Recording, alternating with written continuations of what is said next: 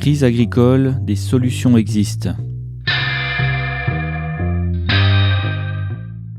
Article de Laurent Léchine pour la propriétédusage.com.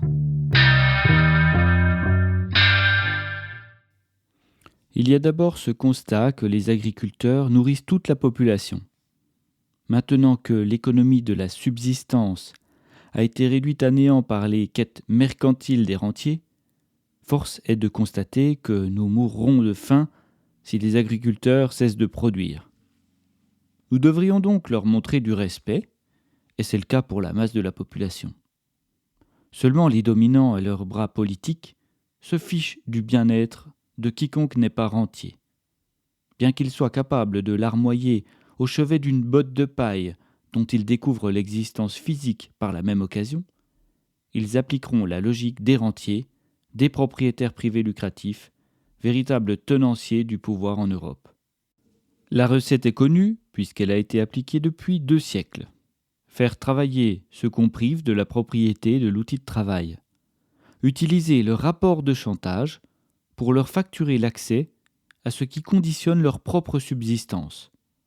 Utiliser l'argent récolté pour augmenter l'emprise sur le travail, sur la production, pour l'orienter vers la rente. Les agriculteurs, jusqu'aux années 60, étaient à peu près épargnés par l'économie lucrative et ses lois productivistes. L'arrivée du tracteur a grandement soulagé le fermier en polyculture-élevage, lui a même facilité la vie, durant le court moment de la modernité salvatrice. Peu de temps après, l'outil, associé aux produits industriels, chimiques, engrais et pesticides, et non phytosanitaires, s'est retourné contre son usager. Le tracteur et la chimie ont imposé leurs lois, formant une prison nouvelle. Le temps et la surface étaient bouleversés, et avec eux l'organisation de la production. Ces outils censés rendre la vie plus agréable et plus facile devaient être remboursés, contrairement aux chevaux qui naissaient gratuitement à l'étable. Puis on s'est mis à acheter des semences au lieu de garder une partie de sa récolte. Le temps passant, les firmes agro-industrielles ont rodé leur modèle économique à coups de brevets, de propriété. L'histoire de la crise agricole est l'histoire d'une dépossession. Les agriculteurs sont devenus ouvriers, rouages de la méga-machine. Les banques les ont incités à investir dans leur propre prison. Ils ne pouvaient pas résister contre un système concurrentiel soumis au libre-échange grandissant qui voulait leur peau. Ils ont cru bien faire, en effet. Ils ont exécuté parfaitement la commande de surproduction au mépris de l'environnement, au bénéfice de l'agroalimentaire naissant. Ce fut un brise-cœur, et les plus gros se sont éloignés de la nature, ne descendant plus du tracteur, voyant simplement dans les haies des obstacles aux pulvérisateurs. Dans ce changement de cosmographie, sont arrivés dans les commerces des produits à bas coût et faible marge, nécessitant de dévaster le producteur et le consommateur pour générer ce qu'on attend d'eux, de la rente. Les usines agroalimentaires qui stérilisent, mélangent des poudres douteuses en sacs de 30 kilos à la nourriture, qui rincent des tuyaux à l'acide chlorhydrique, qui vouent un culte à l'inox et aux bactéricides, se sont mises à fabriquer l'obésité et le diabète de masse. La surproduction liée à l'explosion de la productivité agricole devait être écoulée. La technochimie a inventé des processus, comme le craquage du maïs, pour fabriquer des briques de base telles que le sirop de glucose-fructose par exemple, qu'on mélangerait directement et discrètement dans un maximum de produits pour augmenter les marges. Voilà où nous en sommes. L'agriculture s'industrialise et produit les effets de l'industrie.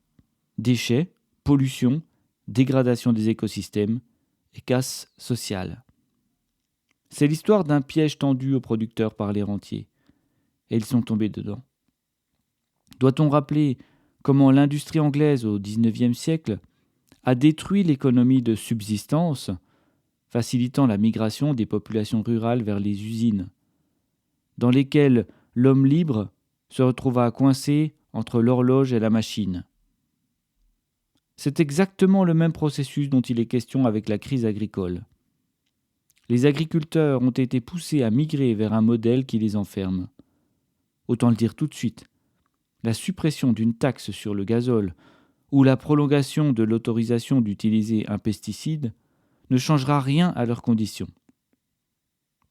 La réponse gouvernementale était attendue. Elle va dans le sens des puissants. C'est d'autant plus révoltant qu'il existe des résistants au sein de la profession agricole. C'est d'ailleurs une des rares professions qui compte parmi ses rangs des révoltés. On ne retrouve pas ça ailleurs. Les salariés, c'est-à-dire ceux qui louent un outil de travail et payent pour y accéder, le plus souvent sans en avoir conscience, ont totalement baissé les bras et sombrent dans une profonde résignation. De ce côté-là, les dominants ont gagné la bataille idéologique.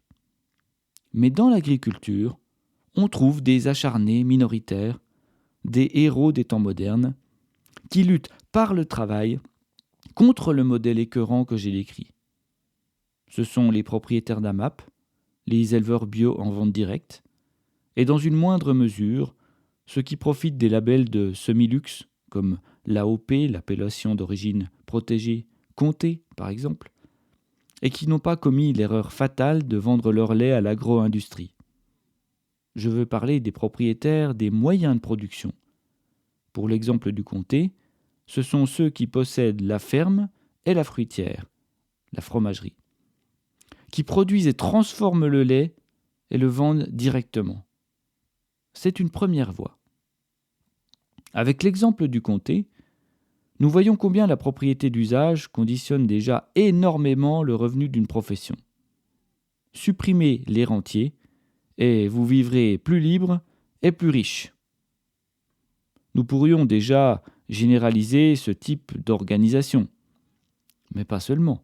Il existe un autre moyen de rémunérer les héros et d'inciter les agriculteurs tenus par l'agro-industrie. Il s'agit de la sécurité sociale alimentaire. Nous avons tous une carte vitale nous permettant d'accéder à des productions de soins conventionnées, qui respectent un cahier des charges strict et précis. Ces soins sont payés par les salaires. Oui, j'ai bien dit les salaires, car les cotisations sociales, telles qu'elles ont été pensées à leur création, sont du salaire. Les patrons s'évertuent depuis 1945 à essayer de nous faire croire que ce sont eux, avec leur propre argent, qui payent les cotisations. Autant d'occasions de demander de les baisser. Sauf que le réel dit exactement le contraire. Ce sont les salariés qui, en travaillant, produisent la richesse qui alimente la cotisation sociale. Ils récupèrent ce salaire socialisé sous forme de services, de droits. Dans l'histoire, c'est effectivement le patron qui signe le chèque, mais avec l'argent de ses salariés. Vous voyez l'arnaque. C'est d'autant plus problématique que les patrons, en luttant contre les cotisations, luttent contre les salaires sans que les salariés s'en rendent compte, puisque leur salaire net ne change pas. L'idéal du système de cotisation-subvention est bien connu. Je cotise selon mes moyens et je reçois selon mes besoins. Il n'y a rien à dire là-dessus. Il faudrait juste l'appliquer. Imaginons qu'un agriculteur soit conventionné, comme on conventionne un médecin. Passons sur le fait que la nourriture est le premier des médicaments. Pour cette raison, demandons à ce professionnel conventionné de produire de la nourriture saine, d'être bien sûr propriétaire d'usage des moyens de production, de ne salarier personne mais de s'allier en copropriété. Achetons sa production avec notre carte vitale, comme nous achetons du soin médical. Payons le tout avec une cotisation. Pour accélérer la transition vers la propriété d'usage, mettons à contribution les rentiers qui ne savent que faire de leur argent à part l'utiliser pour exploiter du travail. Un tel système sauverait le monde agricole de l'industrialisation mortifère. Il permettrait ainsi de lutter contre les maladies de l'industrie, le diabète et l'obésité, en délivrant gratuitement des aliments sains et produits dignement. Soyons sûrs que les plus démunis y gagneront au change. Soyons certains que les agriculteurs cesseront de nouer leurs cordes et retrouveront un sens à leur existence.